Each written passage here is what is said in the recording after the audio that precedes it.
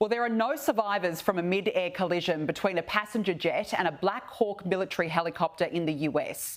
And it's now been revealed air traffic control tower at Ronald Reagan National Airport in Washington was understaffed on that day. Donald Trump has since announced an investigation into the collision and has blamed diversity hires for undermining air traffic control standards. Have a listen. FAA's website states they include hearing, vision, missing extremities, partial paralysis, complete paralysis, epilepsy, severe intellectual disability, psychiatric disability, and dwarfism all qualify for the position of a controller of airplanes.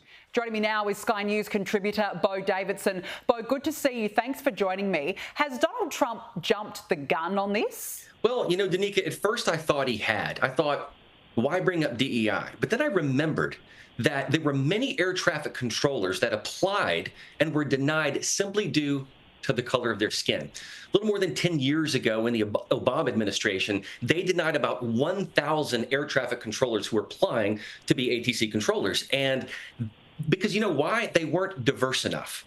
Think about that. Let that sink in, because they weren't diverse enough. There's a great article in the Washington Times by Adam Laxalt where he litigated a class action lawsuit based on about 900 of these. And Reagan Airport, Danica, is a notoriously understaffed airport.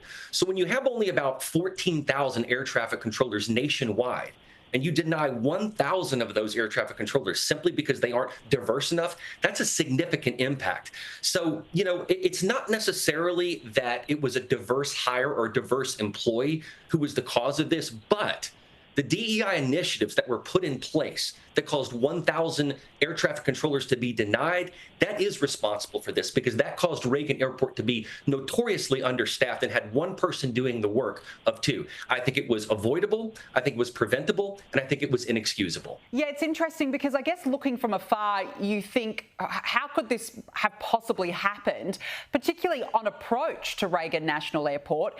Is this sort of decline in standards, is this what Donald Trump is indeed seeking to fix? I think so. I think, you know, one, yes, it is a decay of professional standards, of course, especially in our government. Number two, though, I think these DEI initiatives that were at the FAA caused a dearth of capable, qualified employees.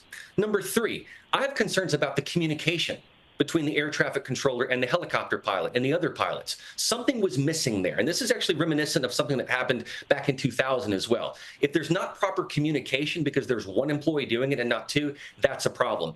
And, you know, Reagan is one of the most congested airspaces in the United States. You have to think about military aircraft, civilian aircraft, domestic, commercial aircraft. And you have some of the biggest leaders coming through there, presidential travel, congressional travel, diplomatic travel. This is why I find it inexcusable that this would happen at this particular airport. But once again, this is why Donald Trump brought it up. DEI initiatives, and especially even going back to the Obama administration, are largely what caused these dearths of qualified employees that otherwise would have been there and could have made this entirely preventable.